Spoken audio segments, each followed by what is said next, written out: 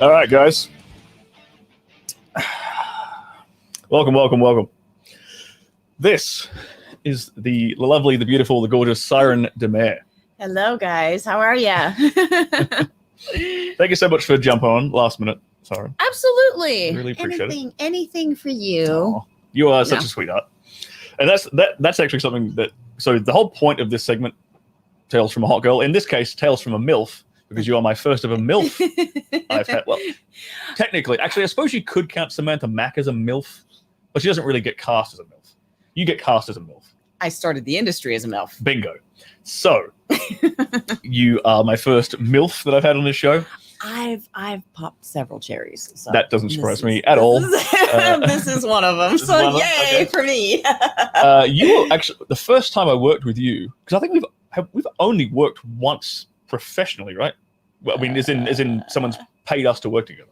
Yeah, I think so. But we haven't worked since then, have we? Right, we should remember. But we've shot together a bunch of times, but for ourselves. Yeah. But the first time we worked together was for Kink with Isabella Nice. Yes. Isabella Nice. However she pronounced it. Yeah. Oh, that was a lot of fun. That was a great day. You were very aggressive. You brought it. That's the point. I was all in, and I'm like, wow, and the accent, and I'm like, double wow, and no, that was really fun because I got to play with. So for this BDSM scene we did for Kink.com, I got to play around with a bunch of stuff that I'd never had experience with before. Like, I think we do a zipper on you. I think we did that on her. Okay, we did a zipper on. Yeah. So for those of you who don't know what a zipper is, a zipper is when you have clothes pegs in like a line of some sort strung together with a piece of string, connecting them all together, and then you rip it off in one sweeping motion. Yeah, and I had all the impact play. Yeah, you had the floggers and the crops and we did some You did, a little bit of some zapper and some electrostimulation. Yeah. It was quite an intense day for everyone involved. It was great. Yeah. Very fun, though. Very fun. Luke, Bin Chickens Forever, thank you very much. Ryan, good to see you back. And I now know the story behind the bin chickens. Yeah, so. yeah, I had to sort of give her, just in case she was like, what the hell is going on with these bin chickens in the chat? I had to give her the down low, the 411. Sterling, are you surprised, Chris, that I was very aggressive? Is this surprising at all? Look, I tell you guys, like I did this scene for Pure Taboo with Lainey Gray, and I looked at the trailer on Pornhub. They put the trailer up, and I looked at the comments, and all the comments that were from women were like, "Oh my god, I love how mean he is. I like mean Stirling is hot Stirling." Go on. I wouldn't call you mean, but see, I prefer that type of man anyway. Yes, you do. But you were stern, you were strict, you were definitely the dom that, okay, I really can't, there's no wiggle room. Good. But I wouldn't call you should mean. be. As it should be. I shouldn't give you any wiggle room. Yeah, I know. That's the fun part of being a brat. Okay, and that's good because I'm glad you mentioned that because you even told me, if I remember, it's all coming back now because this was like at least a year ago. At least a year ago that we shot together for that scene. Oh, that scene? Yeah, that scene was at least a year and a half ago. Oh, probably. Yeah, 2 years because that was in San Francisco. No, that was here. That was in LA. I've never shot in San Francisco. Oh, that's right. It was up on the Hollywood Hills or something. Yeah. With Lex. Yeah. Yeah. So that was a couple years, but yeah. I don't know. But I remember you saying that you said to me, "Be careful or be aware I'm a brat." Yeah. You said something like that, and I was like, "All right, well, yeah. Here we go." I know because that prepped me. I know you're going to try and push back a little bit, so I know I have to be stern. Yeah. I have to put my foot down. And you were perfect. And you can say that again. What? You were perfect. Yeah, that's one more time. Oh my God, Stirling, you were just so perfect. Music to my ears. But my kink fans know, especially from being on like the upper floor, the luncheons, all of the things that they did in that website. Yeah. I was a house slave, but I was kind of bratty. Right. And Stefanos. Oh yeah, Maestro Stefanos. Yeah. Okay. Long time. Like he was like a dom for the upper floor. He was the kind of the maitre d', Like a ring, like the ringleader. Yes. What's the word in a circus? Where the ringmaster. Yeah. The guy so that's kind of what he was. Kind of like the hype man, kind of like the guy who's. No. But he'll still be the handler. So if there's, the house slave and then the initiate. Right. So him and James Mogul would kind of pick a girl. Yes. And then we would start, they would handle us or handle is a polite way of saying what they do to you. Beat our asses and torture us and make us hold trays with locks and glasses of water while we have a vibrator between our legs and we still have to hold it. Or it's so creative. I love. Know what James Mogul is doing right now? Have you seen his Twitter?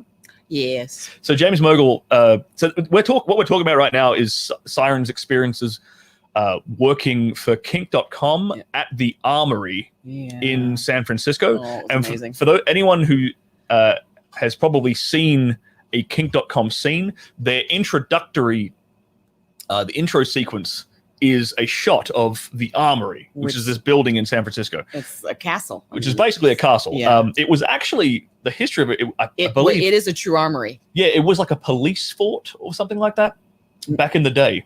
I knew they used it for the Second World War. Oh, really? But, Well, that might be why then. Yeah.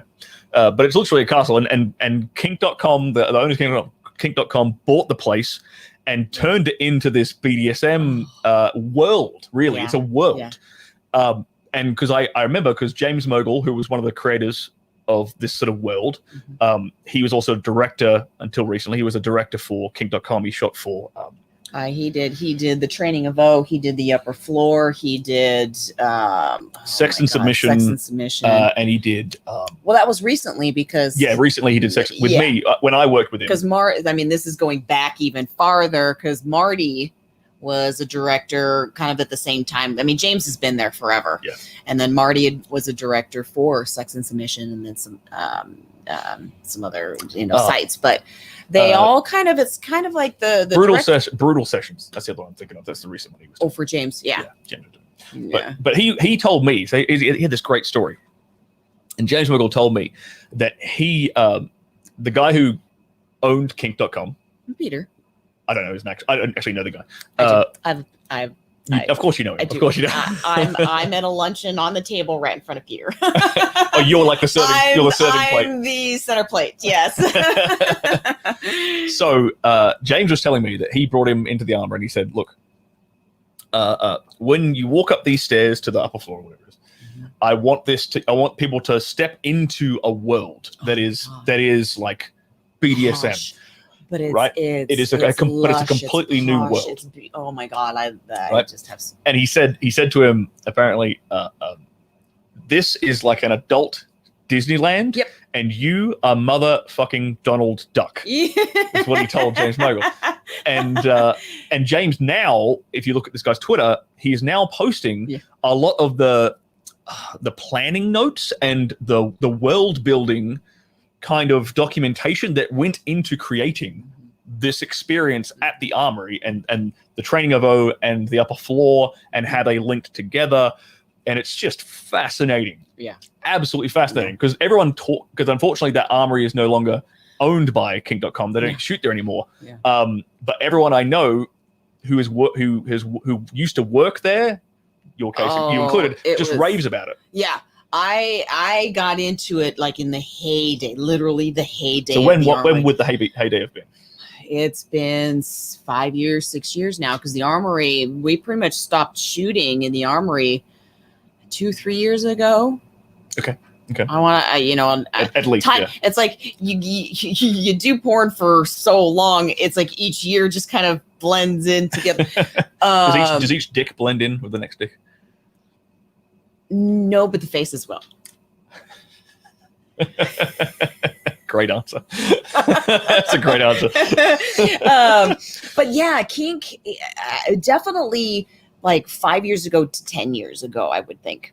was the heyday of BDSM. Right. It was hitting mainstream. I mean, mainstream TV. It was kind of being brought with out. Things like 50 Shades of Grey. No, even before then, with I want to say the CS, not CSI. CSI, the original one. Yeah.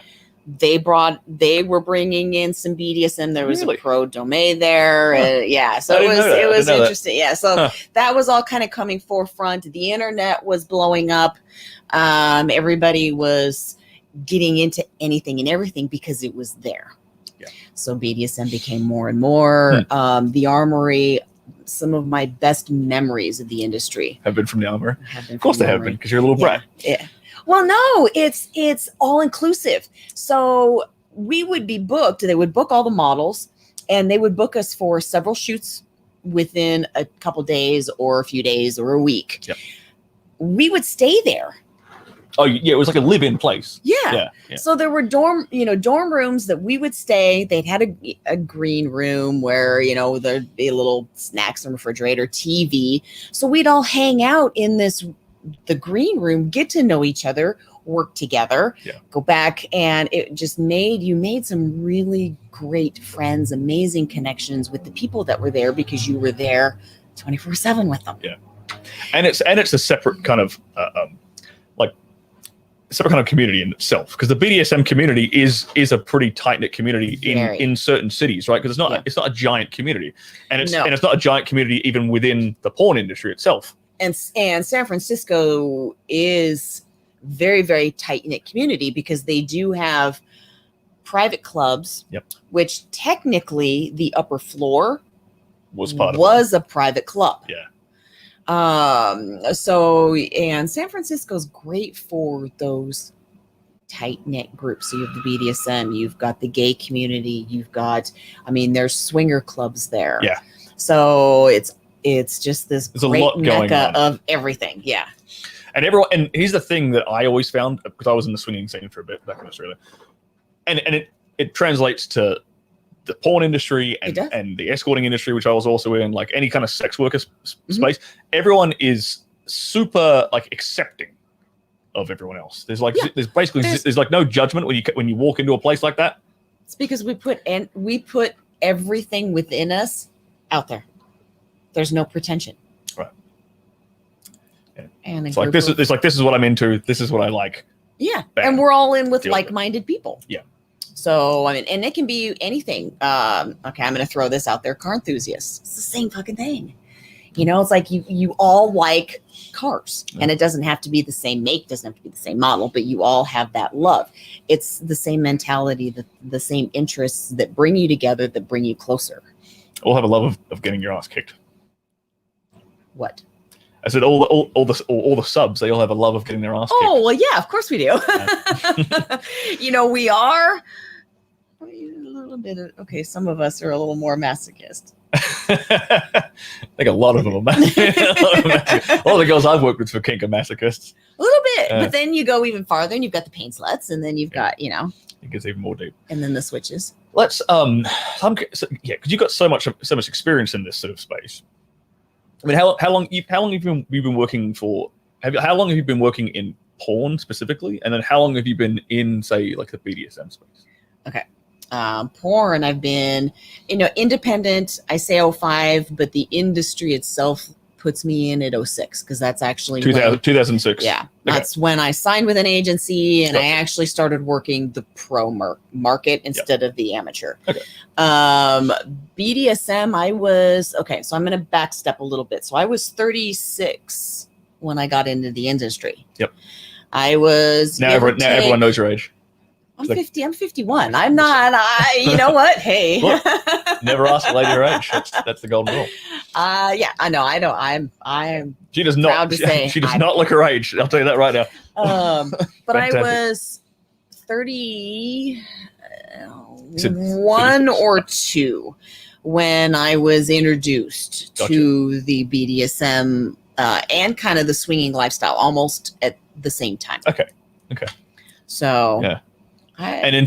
So you were in this sort of lifestyle prior to getting into porn. Yeah. Is that kind of how you made your way into porn? Was through the swinging scene? That's how I got discovered. Yes, Oh, you got discovered. it did. Okay, so how does that work? How did that work? Okay, now I'm really going to age myself. Back in the day of Yahoo groups. Oh, boy. Okay.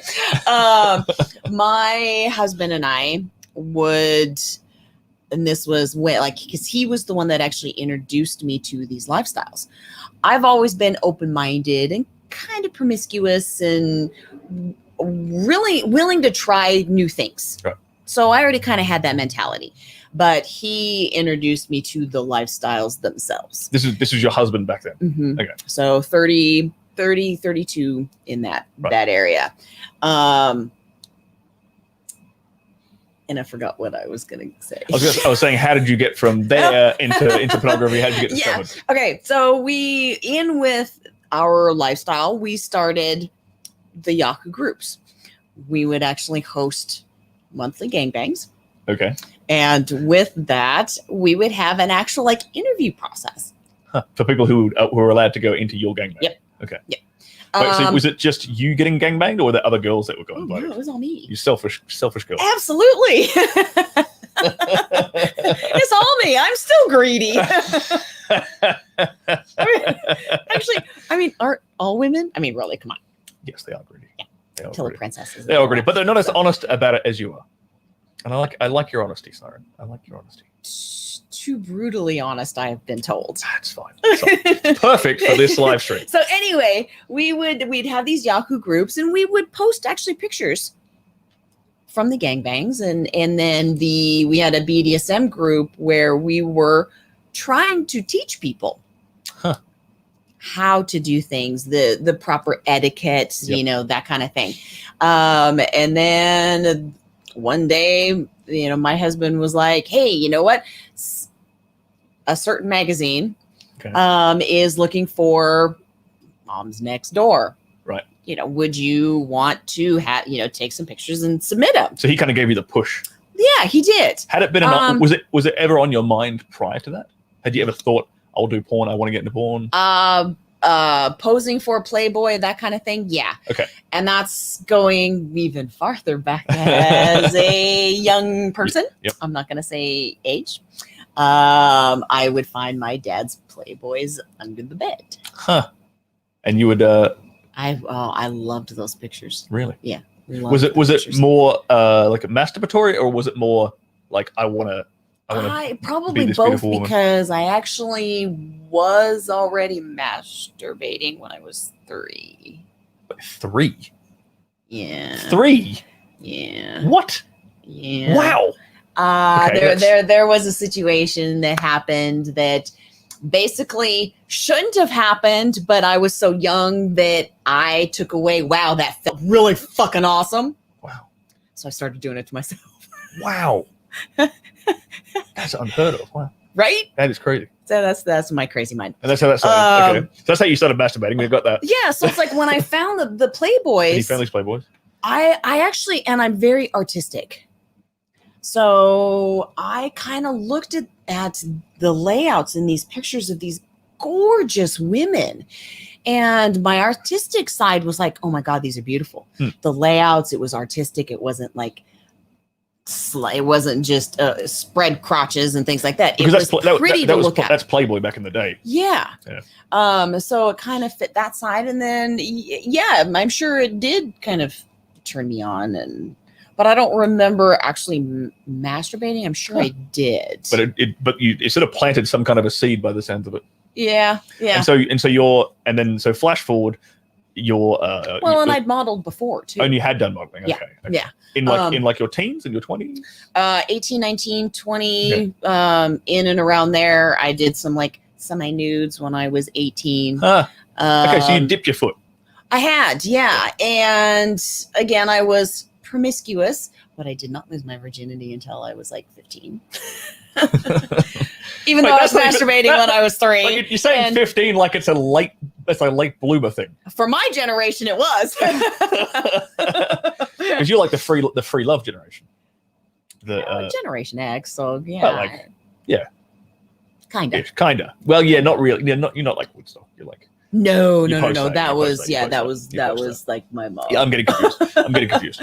But yeah, it was like, so I had modeled in the past. Yeah. I went to the Art Institute of Seattle. Okay. For photography. Huh. So here, you're being a photographer, but of course, helping each other out, you become the model. Right. So I was modeling there, and then I actually did some live plays. So I was already kind of in there, and then life changes. I stopped modeling. I stopped acting.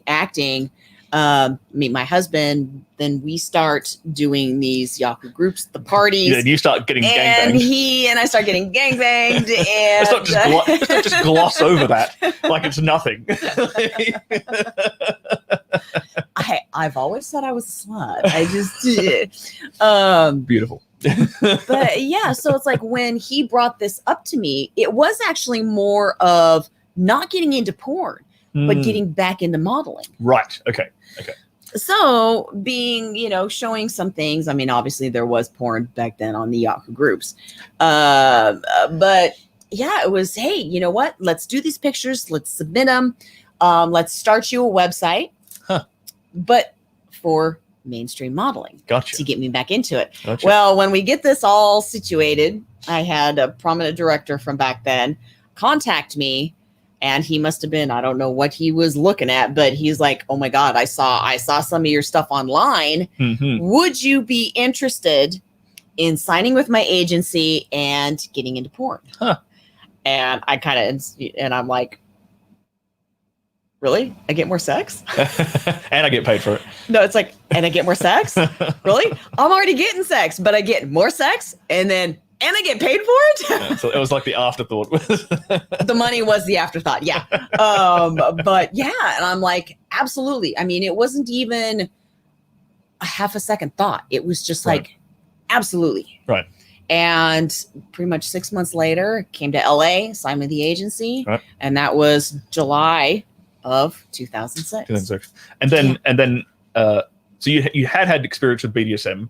Yes. Prior to that. Yeah. And then at what time did you sort of start getting involved with kink.com and the Armory? Long after. Long after. I was halfway in my career. Oh, wow. And it was interesting because there was another company who is, they're now known as Intersect. It was Insex. Insex? Yeah. Insex. Yeah. And being with my history and what we were doing and all of that, I actually had applied, contacted them, had my agent contact them about shooting with them, and they turned me down flat. Huh. So that was that agency.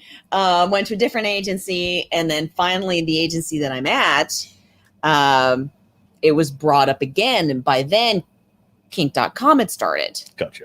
So I'm like, can we work together? Can we please? And that's when it happened. So, and that was, it wasn't, I mean, really, if you think about it, for total time, it really wasn't that long ago. Yeah.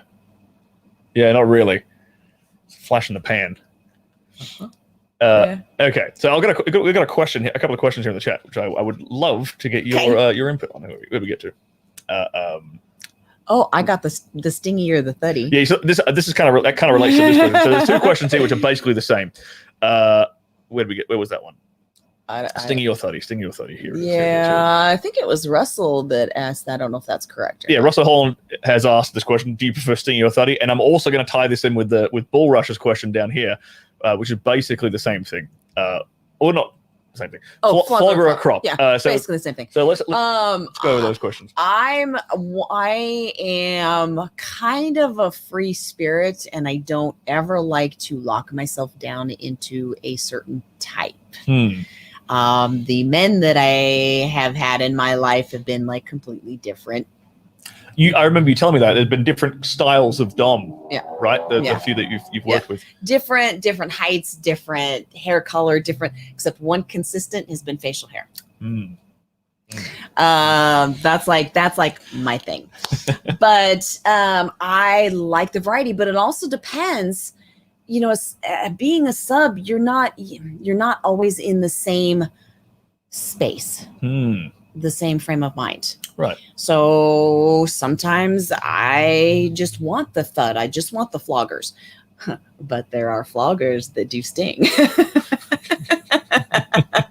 And there are some crops that do thuds. So, but I tend to, I guess because I like the gambit of all of it. I do prefer the thud to get me warmed up, to get me into subspace. Right. Once I'm in subspace, then you can bring the sting. Okay, so that's a good answer to the question. So it's like, so when you say thud, it'd be something like a paddle, something quite firm, a flogger, a firm spank. Yeah, spankings. Hands. And then just even with that, there is a progression. So you still start softer, Obviously, and then you build. You go harder or you go faster, right. And then you move around. You never stay in the same place. Never, ever hit in the same spot over and over and over and over. We're giving you guys some. This last 30 seconds is actually some solid fucking advice, guys. So I hope you're paying attention because it was. It's all over. Because you demand you asked never go above the pelvic line. Yeah, you don't go for the stay the hell away from the kidneys. Yeah, like back here. A girl is great. A girl is great because there's a lot. There's a lot to work with. There's a lot to work with. Particularly Syren. So, girl, I know, right? So don't get me banned. Whatever you do not get the stream banned. It's the fat. That's what you want to go for. You want to avoid here. Well, even the pelvic line. It's like here. If you're flogging like in your pelvic, if you hit here, the kidneys. This is really really sensitive stuff here, and even like here under the arms, very very sensitive. And there's lymph nodes up in here. So look straight ahead. This is actually a really good spot to work with. You can do a lot of fun work here.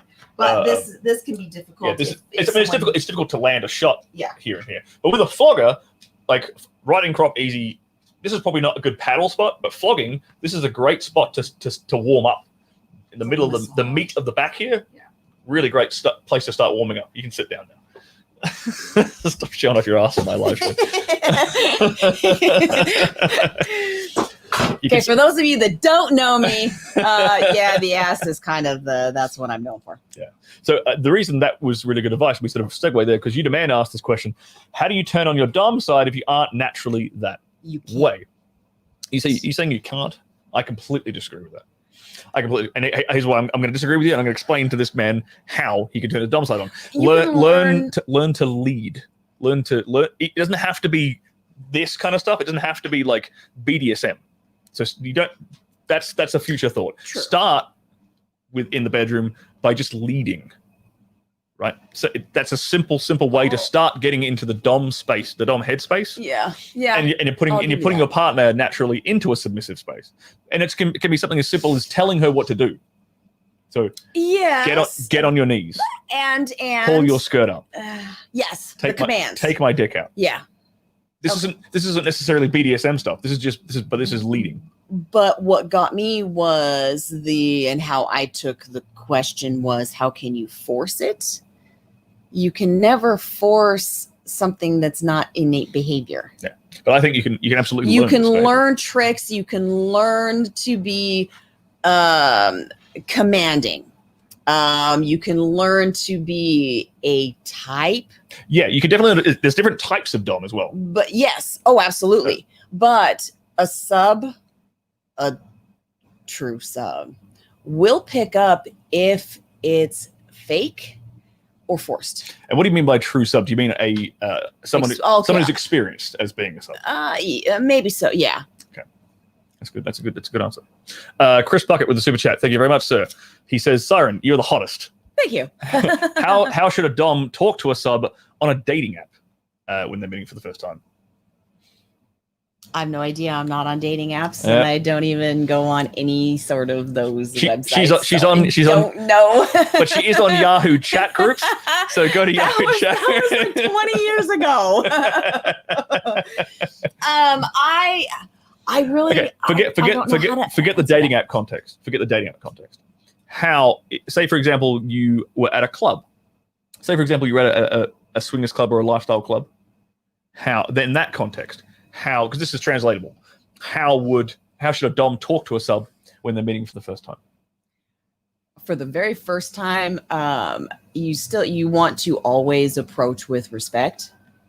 Subs will rely on verbal cues, body language, chemistry, and maybe certain cues. So it's basically.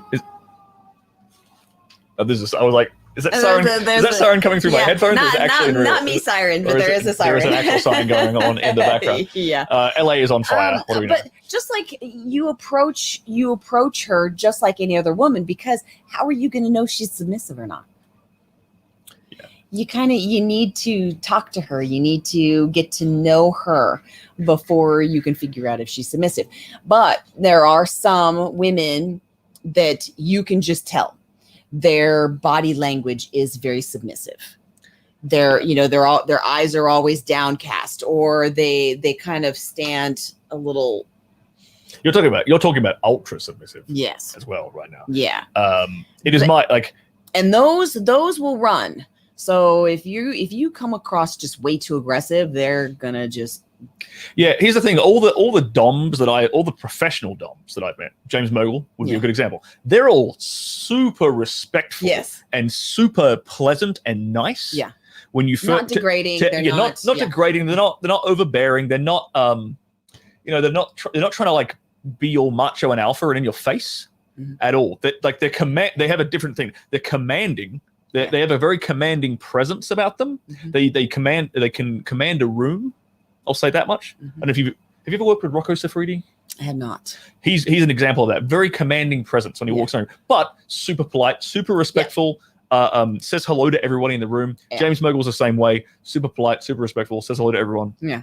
But when he talks to a woman, right, he'll address a room and he'll command a room, and then when he talks to a room, and it's like laser focus. He's like locked in. He's locked. Eye contact. Bingo. Eye contact. One thing that any Dom needs to remember is that their position is earned and not a right. We are not a subservient. We are not someone to be stepped on, taken advantage of. We give ourselves because we want to. And how does a guy make you want to? Sorry.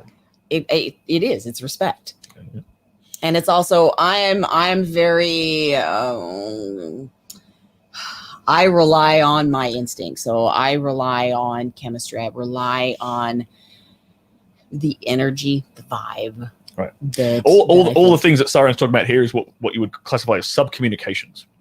So eye contact, vocal tonality, body language, all of these things. And this doesn't just apply to attracting a woman who might potentially be a submissive. This applies to all women, basically. Yeah. In terms of these are just generally attractive traits. If you come up to us and you're all cocky and think you're all that, we're going to be going, fuck you.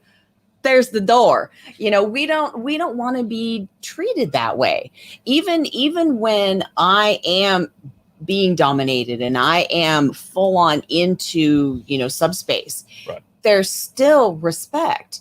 It's an honor to be someone's Dom. And those that take that or take advantage of those that take advantage of that gift of the sub giving themselves is the wrong. That's when things go way wrong, when you start getting into abuse, right, mental abuse, physical abuse, because they're using the lifestyle as a reason that it's okay to beat on somebody. That's not what the lifestyle is. You're talking about like literal physical abuse, like giving someone black eyes. But even mental abuse, all of it. Right. And there's, there's different variances. I mean, I know someone that loves getting smacked in the face in the black eyes. That's what she gets off on. I think I know exactly who you're talking about too. She's in Arizona. She's collared. Well, she's collared. Yeah. But they're traveling. The one I'm talking about. I know who you're talking about. Yeah. They're traveling around in a van right now. Yeah. Yeah. She always posts photos of her black eye on Twitter. She loves it. That is like, and it's like, as a guy in the post Me Too era, I'm like, that is terrifying. Holy hell! Like, I know man. both. I know both her and her partner. Her partner, Yeah. and they are amazing. I mean, they are amazing people. But it just comes back down to respect. I mean, bottom line. Cameron asked an interesting question. Syren, do you consider bukkake as part of BDSM, and have you ever participated in one? Bukkake, I do not consider BDSM. No, it is not. It's not BDSM. No. But have you done a bukkake I scene? have not. I mean, even in my gangbangs, so even in your gangbangs, they never finished with like a group facial situation? No, because I'm greedy and I want each one of them all, its own individually. Yeah, but see, I'm also submissive. So I like the service aspect.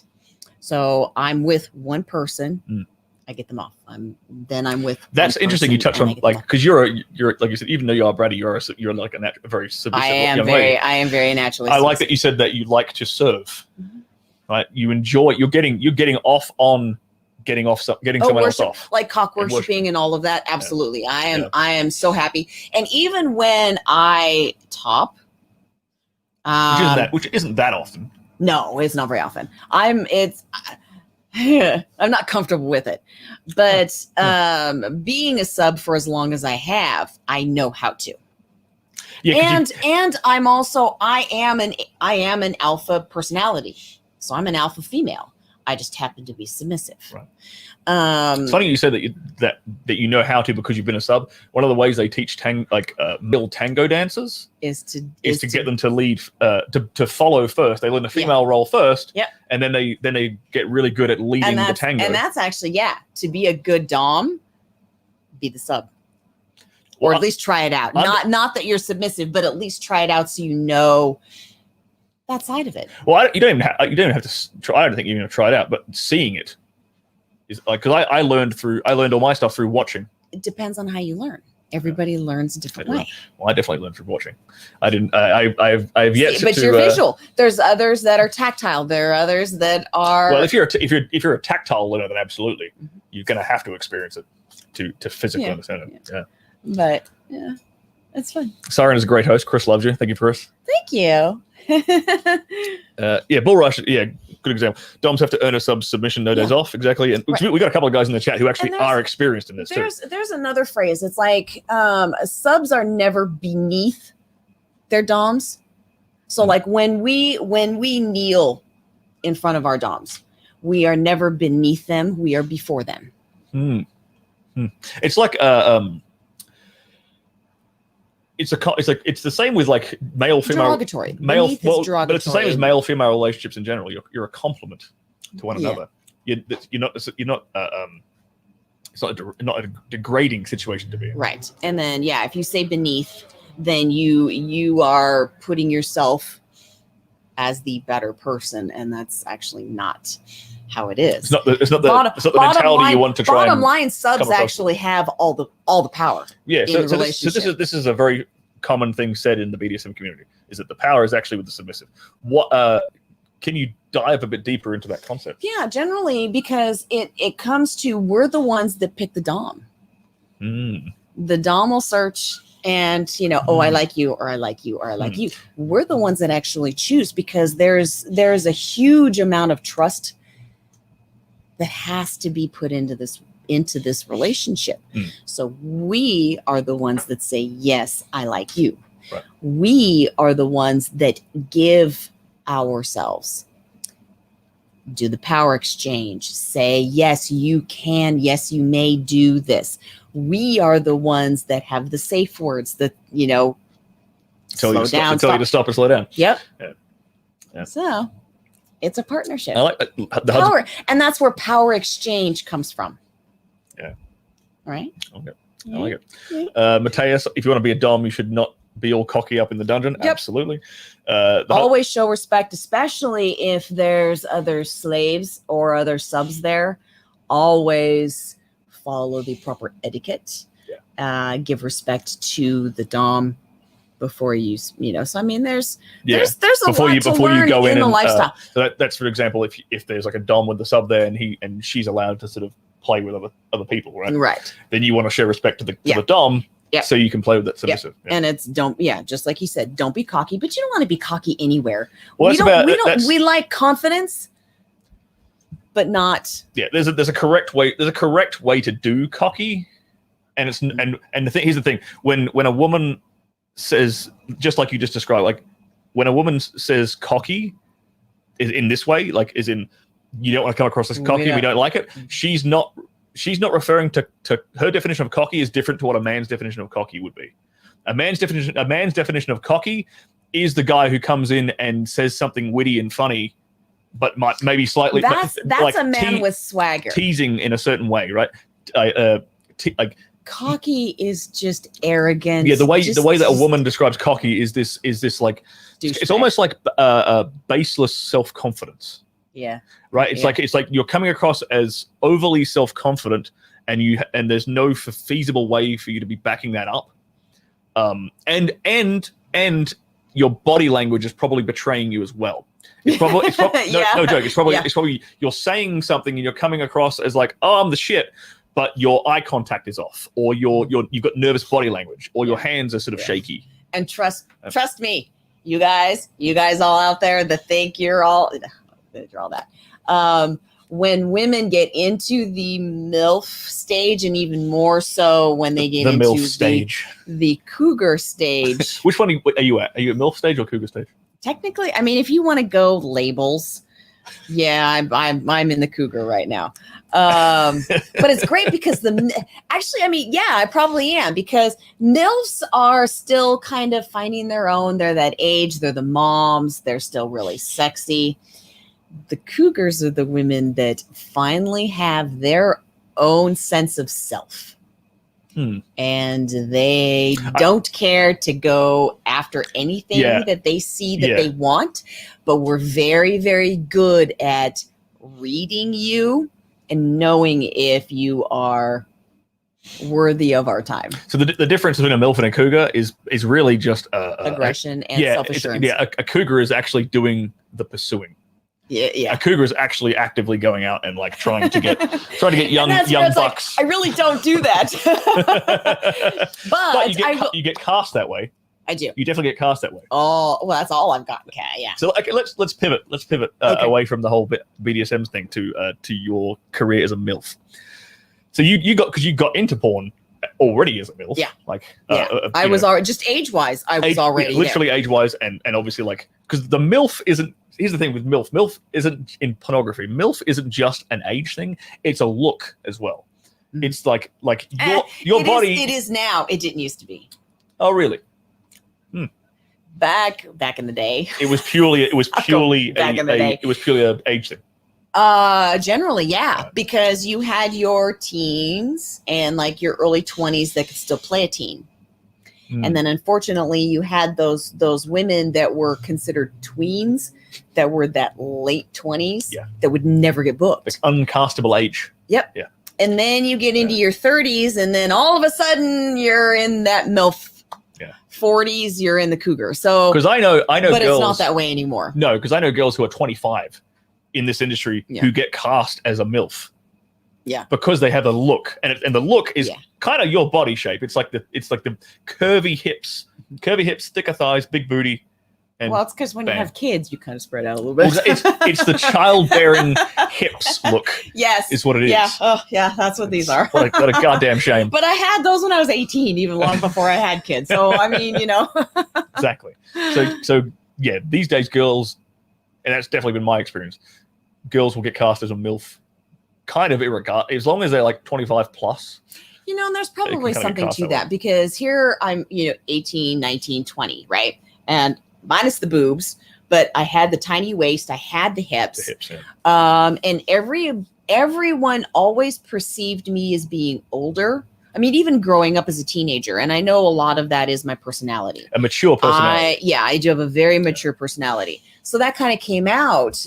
So in through my 20s, everybody thought I was older than I actually was. And now that I'm older, everybody thinks that I'm younger. So I don't. You just stayed the same age the whole time. Well, when I turned 40, I actually started counting backwards every birthday. There you go. That's just cheating. Age is a number. It doesn't mean anything. I stopped counting my age at 25. No joke. I literally every year it came to my birthday, I was like, I had to sit down and do the math. Like, how old am I? Yeah, and I've done that too. I stopped counting. I'm like, because you don't. It's like you kind of, and I don't really celebrate my birthday, so it's just kind of one of those things where someone will ask you, and you kind of go, oh. How old am I? Yeah. And you have to go, okay, 69, 72. You start pulling out the fingers and adding. It's like, oh. So as a MILF, you tend to get cast a lot with. I've always been cast in that seducer. Because that's the thing. That's the thing. The MILF is 9 times out of 10 in our industry is the one doing the actual seducer. Yeah. Like the cougar we just talked about. And you would obviously be getting cast with a lot of these guys who look like they could be 16 years old, if I'm being perfectly honest. Some of the dudes I've seen you work with. Yeah, they do look young. Actually, the girls look younger. The girls look even younger.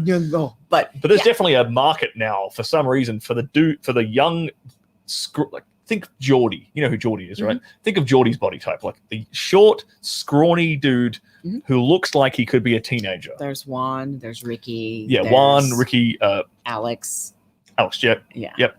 All these guys. Even and Alex Jet's like not that far off my age. No, he's like, older. He's like, but he pulls off the young. I mean, he really does. He's got the baby face. He's got the skinny, the smaller frame. Yeah. So that you look almost physically intimidating compared to him. It's supposed to be like the visual image. I'll say my normal persona, I do tend to intimidate anyway. I don't find you intimidating, Syren. You're fantastic. Thank you. But see, you also met me as a submissive. That's true. That's very true. Yeah. But the young guys are cool, and it's kind of back to what I say is age is just a number. But how do you feel being in that situation, like being cast in those roles all the time, where you? It was just natural for me, and I when you were hosting your own private gangbangs. Would you often, because you would obviously, like you said, you interviewed and picked guys. Would you back then, were you picking guys who were, say, more mature in their 30s, or were you picking guys who were like 18? I wasn't actually picking the guys. Oh, your partner was picking the guys. Huh. Who was he picking then? We actually had a wide range, but more to our age, actually. So skewed more towards mature.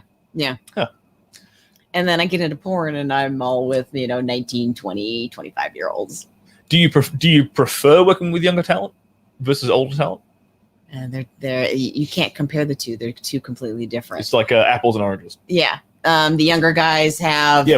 In what way are they different?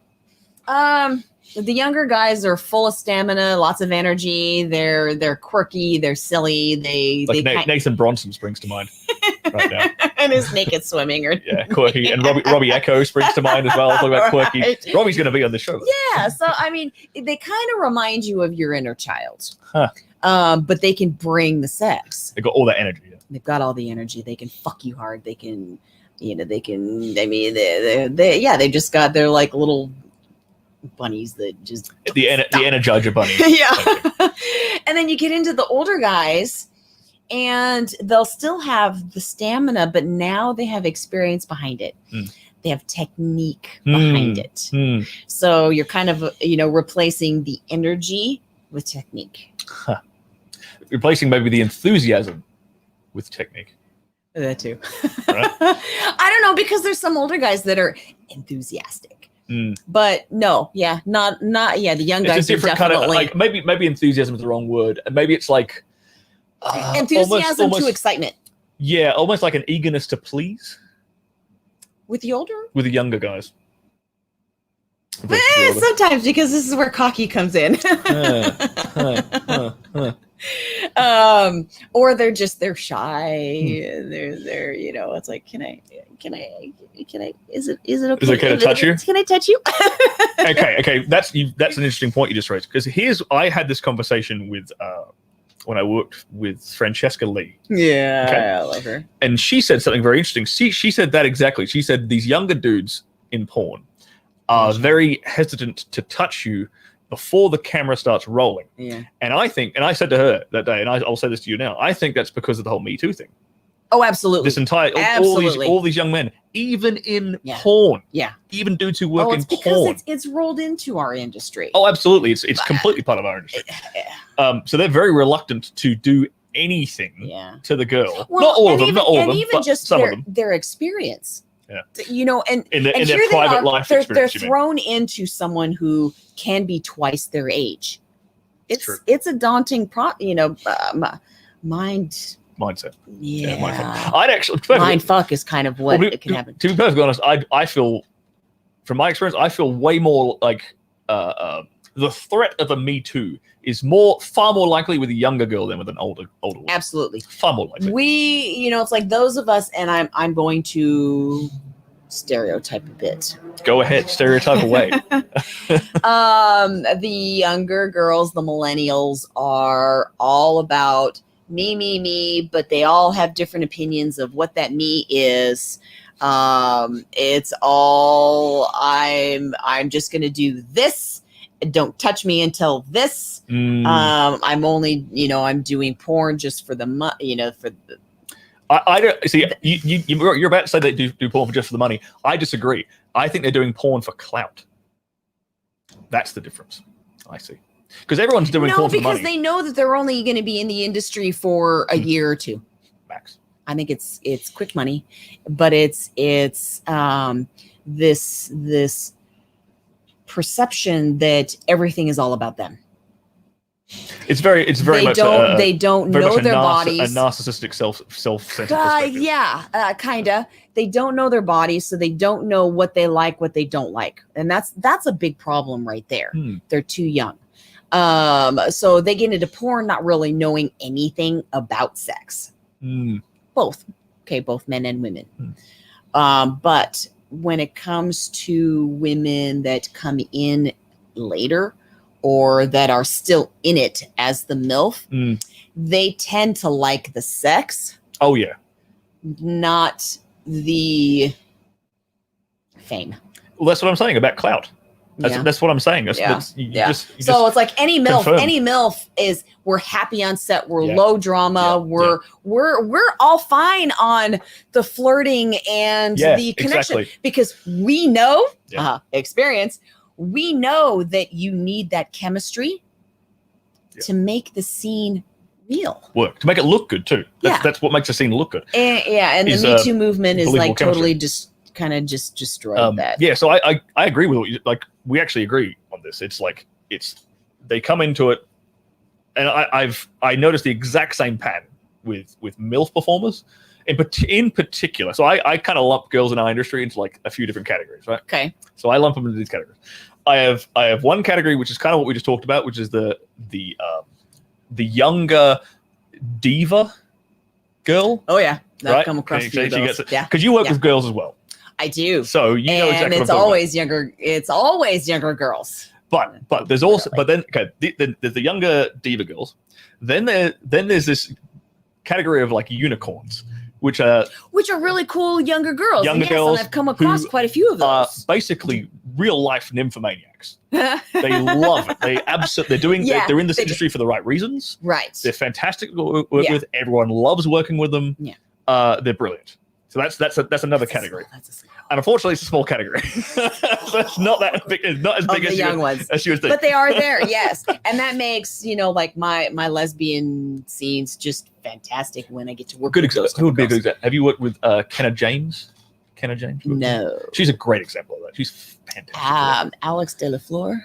Haven't worked with her. Is one where she loves it, and she's just this peppy, cute, adorable little thing, and she loves it. I mean, she loves it, and you feel that on set, and that's it. It's an energy. You feel it, like the vibe is great. Everyone's relaxed, everyone's comfortable. I find it's even easier. It's easier to just have to have conversation and banter. With these kind of girls versus the girls who are kind of like a bit and you can on their own juice, they're and you can tell high on their own supply. If the girl, because it's all, and I don't know why it always seems to be the girl. The girl will be just on her phone in a corner. Oh, I can tell you exactly why it's the girl. I can tell you. Keep going. I'll tell you exactly why it's the girl's doing that. Okay, but you can tell it's like those that are standoffish. Now, it's not always that she's a bitch. She could be shy. There is an element of that. Because I am going to say that because when I was younger, I was shy. But these I younger was girls, always perceived as a bitch. I think a lot of what plays into that, we have a young girl who might not necessarily be a bitch, but she's just shy, is that they've been socialized. Like my generation and younger have been socialized on this device. Yes. Right? They've been socialized through Facebook and they're Instagram not used to the face-to-face interaction. They're just less experienced than say someone who's been older. Maybe I've been on set enough, or I know sixth sense. We'll go that route. Yeah. I can tell when someone's a bitch, a diva, or just shy. Oh, and I guarantee you, every male performer can tell as well. We learn this like instantly. We have to deal with it. And we can I can get to set, and within like a minute, I'm like, this is gonna be a good day, or this is gonna be a work day. Yeah, I know immediately. Yeah. Those work days are they're awful. But I'll continue with my point. So we have the divas, we have the genuine nymphomaniacs who are like the unicorns, right? Then there's two other categories I have. Okay. And these apply to like more MILFs typically. Okay. So you have women who are basically like you, who are, again, they're basically nymphs. They're genuine. They're in this for the right reason. They love their job. They're fantastic to work with. They tend to be the performers who actually joined the industry in their 30s, but it tends to be through swinging. Yeah. They tend to have had an experience in BDSM or swinging, primarily swinging, and they got into the industry in their 30s or late 20s. And women, okay, you know how men always hit their prime at about 18 to 20, right? Like your sexual prime is really, really young. Well, I mean, like our sex drive is highest then, but our prime is actually like 33 plus. 33 to 40 is our like actual prime in terms of like as an attractive dude. I'm far more, I'll tell you right now, I'm far more attractive than I was in my perception. It's not perception, it's reality. That's absolutely 100% reality. Cocky? It's just true. It's just confident. It's true. It's absolutely true. Well, fine. Okay. Your sexual 33-year-old Stirling is a hell of a lot more attractive than 18-year-old Stirling. I'll tell you that right now. Yeah. And you could take that, look, 33, 40-year-old Rocco Siffredi, more attractive than 18-year-old Rocco Siffredi. Hormones. Okay, fine. We're talking about different things. Sex drive, peak sex 18. Drive. Yeah, okay. Our sex drive is in the late 30s. It is. Maybe. Hormone-wise, I'm not entirely convinced of this. But those of us that started in like at the beginning of our prime, late 30s, are getting into porn for, like you said, you're getting into it for the right reasons. Yeah, we like sex. You know, it's like with my story, it was like, do you want to join porn? You mean I get more sex? Yeah, exactly. It's an afterthought. The cash, money, the cash, and the fame is well, not fame, but clout. Like it's not I don't even. Fame, I'm not. But it's an afterthought. I'm not famous. I don't. I don't. For Twitter, you're doing pretty good. You got quite a couple 100,000 followers, do you? Yeah, a couple hundred. Doing right. Now the fourth category of chicks that I find in porn, right, is tends to be women who've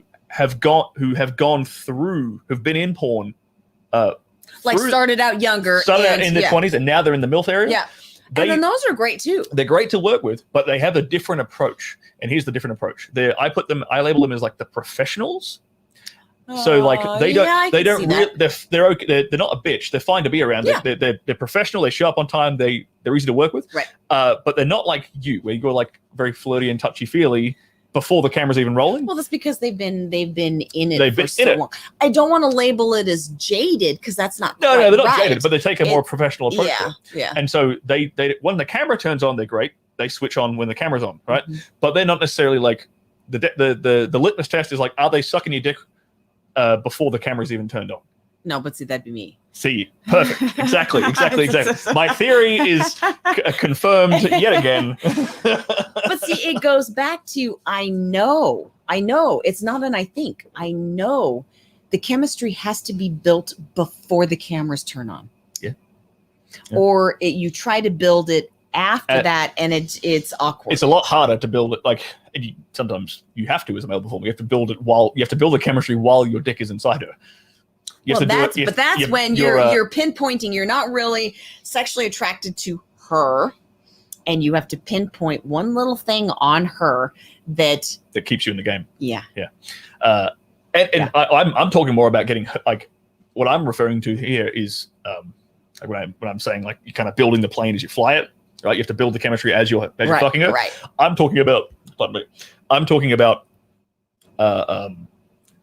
basically like turning the girl on to you as you are fucking her. So that like say for example like she's like, yeah, but you have to do that with the young ones too, though. Well, that's what I'm saying. Like that, and the professional MILFs.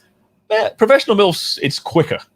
It's far quicker. Makes sense. And this like it's like a receptivity thing. It's like they're receptive to being flirty. They're receptive to that energy once the camera goes on. Whereas even with the younger sort of diva-y ones, even when once the camera goes on, they're still a bit hesitant to give that energy, and so you have to sort of, in the act of putting your dick inside them, like maybe you choke them a bit, maybe you pull their hair a bit, and then you can then they turn on and they're like, oh, okay, fine, this guy's fucking me the way I like to be fucked. Now I'll give him something back. Yeah, there's a trigger. Yeah, but you have to find that trigger because everybody's different. There's patterns. Certain things. You got go-to tools that you definitely use as Malfoy. Like, all right, she's not giving me what I want. All right, I'm going to do this, and then we'll see what happens. Mm-hmm. Yeah, right. Yeah, I don't know. I know what my triggers are, and I tend to have to say what my triggers are because I've been told I can be hard to read. Huh. So there's nothing wrong with a bit of light reading. Right. Everyone enjoys a stroll through a book. But I'm also just very honest. Let's change tact again one more time. Go. Yeah, let's have a quick look through some of your Instagram DMs. Because this is the part of when I have girls in the studio, I quite like going through some. We're not going to show you because we're going to keep people's names some degree of privacy. But what we're going to do is have a quick read through some of Syren De Mer's Instagram message requests, just to give you an idea of what she gets on a daily basis. Hundreds, literally hundreds. Is just Instagram. This one right here from a week ago is his message. I haven't even clicked on the message. I can just see like in the preview, and it literally says day 5 of saying hey. Let's open this one up. Has he said hi for 5 days? He actually did. He did say that. We're not. Why? Just say something nice. Say something intelligent. Here's his message stream. Okay, it says, I'm a massive fan. Then it says day 1 of saying hey. Then it says day 2 of saying hey, and so on and so forth. You know what? Golden. Don't message me privately. If you want to say hi, do it in one of my posts. Do it publicly. I get tons of these, like dudes who are doing a video, try to video chat you. Out of the blue. Who the hell video chats on Instagram, even if you do know the person? When does that even happen? Facebook and Messenger has been like what? Like that all the time. I shut off my Messenger. I don't even. Oh my God. You're one of the most gorgeous women I've ever seen. I really wish I could take you out to a nice dinner. That's really nice. See, and I do. I will say most of my fans really are very respectful. Yeah, there's a lot of this. There's a lot of the thread I'm seeing here is every woman's DMs are a little bit different. Yeah, I've noticed this with the girls on here, and your DMs tend to be you're gorgeous, you're the most beautiful woman in the world. I love you. I want to marry you. Yeah, I get a lot of the I love you. I want to marry you. Yeah. This is good. This guy has sent the exact same message about 40 times. Holy hell! And all the hearts and the that's a lot of hearts. This goes on this is a long ass thread. But he sent this exact same message 40 times in a row. Let's have a quick look. It says, "I'm from Morocco, and I want to work in Pornhub." I get that too. That you're from Morocco? No, they're from Morocco. Hello? How do I get into porn? Everybody gets this, and it's exactly why I'm writing an entire book on it, because there's too many. People in our entire industry just need to like. I'm gonna give you an affiliate link, and then if anyone sends this message to you, you can just send them my book, and then conversation over. They don't have to worry about it, right? But this guy said, "I'm from Morocco. I want to work in Pornhub." Excellent start. This is my dream, but my problem: visa. Please, can you help me or tell me what I should do? I am 19 years old. Huh. Well, there you go. I'm ready to work without money. and any condition you want. Just I need someone to help me. Well, look, unfortunately, there's no porn industry in Morocco. It is. Well, he did mention the work visa. He at least understands his own predicament. Right. But like I had. Give you a bit of context, I had to move across the whole fucking planet to get into this industry. I quite literally did that. Pretty much, you need to move to LA. You need to become an American. You need, because... Or European. Yeah, but even when it comes to American porn, we are regimented and regulated from, by our government. And it's very difficult to have a work visa. These are great. This guy's just said, my dick is very hard. Yeah, I get that. And the unsolicited dick pics. I get those. You probably get a bunch of those. Yeah. I'm from Indonesia. I want to be a porn actor. Yeah. Right? Okay, now I am going to... This guy's at least asked, can I send you some dick pics? He's at least asked the question. And I'll get about 50-50. Some will ask ahead of time, and I appreciate, and I thank them. I go, thank you so much for asking first, right. But no. But no. Well, this is good. How much to eat your asshole? It's a good question. What's the going price? No one can afford it. You're my absolute favorite. I wish I could meet you. Cool. There was a dude earlier. They're very sweet. There was a dude earlier who just literally, this message was just the $sign and then 1,500. Mm-hmm. That was like the whole. That's gonna bite. That was the whole message. Yeah. I've had some that keep upping the amount. I'm like, really? Do you think you can buy me and my respect? Yeah, it's like 1,500 question mark. Then he waits a day, and then it's like 2,000 question mark, and then he waits a day, and then it's 3,000 question mark. You cannot buy me. I am not that shallow. And I get this kind of question a lot. See this one? May I ask you something without sending intrusive? Or can I ask you a question? I get that all the goddamn time. And it's they're being respectful. They don't want to step on toes. I don't mind that. I cannot stand when someone sends me the question, can I ask you a question? Wait, then you can be snarky. Question. If you want to be snarky, then you go, you just did. Yeah, but I'm like, look, whenever I get that message, they're looking for the door. They're some kind of acceptance. But when I see that question, right, my initial, because I've had this question so many times, and I've made early on in my career, I've made the mistake of saying, sure, what's the question? And the question is always something creepy, or like something creepy. For me, it's always whenever someone sends me that question, my immediate instinct is like, you're gonna ask me to rate your dick, or you're gonna ask me if a gay man is gonna ask me if I can fuck him in the house. That's what I'm always gonna get. Yeah. So I'm just like, stop asking me the question, can I ask you a question? Because I immediately think you're a creep. And it's kind of like the high. I get it, because they're nervous. They're nervous about sending an Instagram DM? I don't. Get some life experience. Giving them the benefit of the doubt. You're being very generous. My main thing is, okay, I'm going to ask you, okay, why? What's up, mama? Trying to fuck you? What? I'm doing, what's up, mama? Trying to fuck you? Why do men ask a female porn star how to get into the industry? Because they're idiots. Women, it's different for us than it is men. You need to ask a dude how to get into the industry, not a woman, because how we get into it is completely different. Yeah, how you get into it is you go to you either get asked by someone, you post a photo on the internet and you get asked. This happens quite a lot. Or I got it. Or exactly. Or you simply send one message to an agent and they're like, yes, we'll take That's the easiest way to do it. Now the way that one of the ways to get in is to have a partner who is in the industry already, and they can pimp you. Case in point, right? how to get shot. Yeah, but if you don't happen to be coattails, is that? No. Not taking the piss out of you. But that's the easiest way to get your foot in the door. Yeah, because it really is, and it's awful, but a lot of times it is, and it doesn't matter if it's porn or any other work area. It's who you know, not what you know. Oh, in porn, that is 100% the rule for dudes. For dudes, it is 100. Like talent will, if you're good, you'll skyrocket. Like talent will make you a star. Absolutely. Right? Like someone, like perfect example, someone like Small Hands, fantastic performer. Isaiah Maxwell, fantastic performer. Yeah. Obviously, Rocco Safridi, fantastic performer. There's like, a lot. There's a lot. There's a lot of fantastic performers. Yeah. But like their ability and their talent made them a star, right? Their networking got them in the door. Yes. That's what gets you in the door to start with. Yeah. I'm just. You keep talking. I'm just going to scroll. Like, you're amazing. Most beautiful woman I've ever seen.